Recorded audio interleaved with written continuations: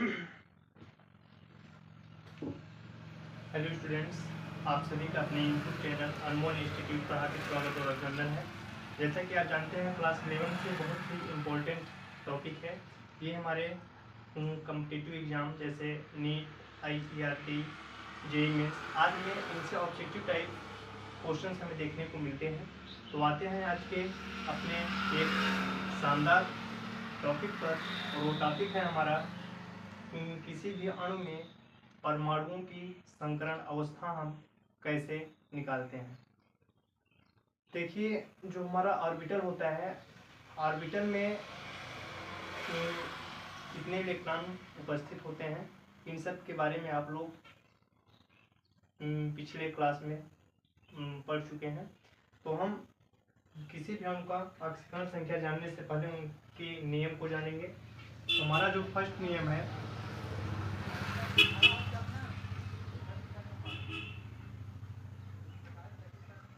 अणुओं में उपस्थित सिग्मा बॉन्ड की संख्या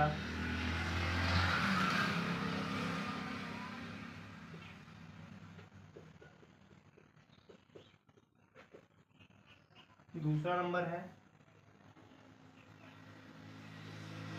परमाणु पर उपस्थित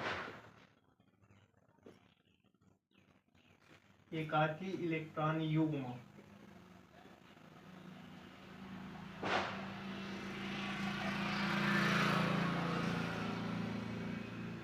और एक लास्ट नंबर रूल है ऑर्बिटल के बारे में जानेंगे हम। ऑर्बिटल हमें ऐसे पता चलेगा, सिग्मा बॉन्ड की संख्या और एकाकी इलेक्ट्रॉन युग्म की संख्या को अगर हम जोड़ देते हैं तो हमें पता चलता है ऑर्बिटल। तो हो जाएगा सिग्मा बॉन्ड की संख्या प्लस एकाकी इलेक्ट्रॉन युग्म की संख्या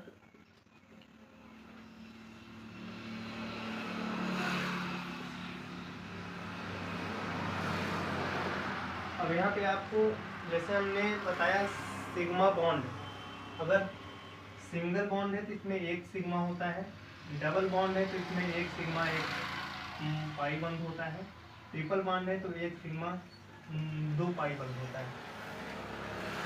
अगर मान लेते हैं हमारे पास एक अणु है BeCl2 बेरियम क्लोराइड, अगर हम ध्यान से इसमें हमें अगर बेरिलियम का संकरण अवस्था बताना है तो बेरिलियम का हम स्ट्रक्चर बना लेते हैं। ये रहा बेरिलियम का स्ट्रक्चर। मैंने अभी आपको बताया, अगर एक सिंगल बॉन्ड है तो उसमें एक ही सिग्मा बॉन्ड होगा, तो हमारे पास एक सिग्मा इधर हो गया, एक इधर हो गया। तो लिखेंगे सिग्मा बॉन्ड की संख्या, नंबर ऑफ सिग्मा बॉन्ड, एक पाई एक सिग्मा है, 2 हो गया। और एकाकी इलेक्ट्रॉन युग्म का मतलब होता है ऐसे इलेक्ट्रॉन जो साझेदारी में भाग ना लेते हों, उन्हें हम बोलते हैं एकाकी इलेक्ट्रॉन युग्म। जैसे अगर हमारे पास Cl है, अब अगर ये अपना अष्टक, इसमें एक ही इलेक्ट्रॉन भाग लिया, अब ये जो फालतू के इलेक्ट्रॉन हैं ये आपके एकाकी इलेक्ट्रॉन युग्म कहलाएंगे। मीन्स ऐसे इलेक्ट्रॉन जो साझेदारी में भाग ना लेते हों उन्हें हम एकाकी इलेक्ट्रॉन युग्म कहते हैं। तो बेरिलियम परमाणु में हमारा एक भी एकाकी इलेक्ट्रॉन नहीं उपस्थित है, इसलिए एकाकी इलेक्ट्रॉन युग्म की जो संख्या है, एकाकी इलेक्ट्रॉन युग्म की संख्या हो जाएगा 0।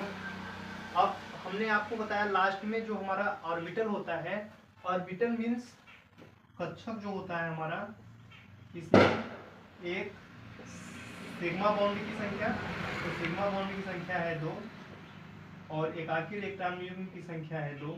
मैंने आपको बताया अगर sp है, इसका होता है 2 ऑर्बिटल, sp 2 है तो इसका मतलब होता है 3, और sp3 है इसका मतलब होता है 4। तो इसमें हमारा ऑर्बिटल आया है 2, तो हम यहाँ लिखेंगे अतः बेरिलियम की संकरण अवस्था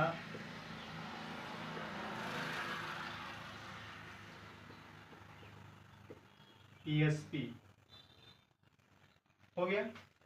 तो आपको ये ध्यान रखना है कि अगर कोई भी अणु है तो उसमें कितने नंबर ऑफ सिग्मा बॉन्ड हैं और कितने एकाकी इलेक्ट्रॉन युग्म हैं, इन दोनों का अगर हम निकाल देते हैं योग मीन्स प्लस कर देते हैं, जोड़ कर देते हैं, तो हमारा ऑर्बिटल की संख्या पता चलता है। और उस ऑर्बिटल की संख्या से हम बता सकते हैं कि संकरण अवस्था sp है, sp2 है, sp3 है, या फिर sp3d1 है, या sp3d2 है। इन सभी को हम बता सकते हैं। एक एग्जांपल और लेते हैं H2O का।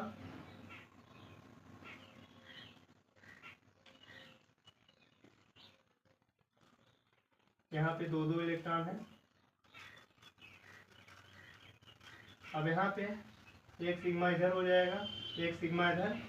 यहाँ पे जो हमारा सिग्मा बॉन्ड की संख्या है ये हो जाएगी 2, और एकाकी इलेक्ट्रॉन युग्म भी हमारा हो जाएगा, एकाकी इलेक्ट्रॉन युग्म ये भी हो जाएगा 2। तो अब अगर हम ऑर्बिटल यहाँ निकालते हैं, ऑर्बिटल की संख्या निकालते हैं तो 2 2 4 हो जाएगा, और 4 नंबर हमारा आता है sp3 में, इसलिए H2O का जो ऑक्सीकरण अवस्था होगा sp3 होगा। आप लोग कमेंट बॉक्स में इसकी ऑक्सीकरण संख्या जरूर बताएं PHCl5 का। आपसे उम्मीद करता हूं कि आपको ये समझ में आ गया होगा।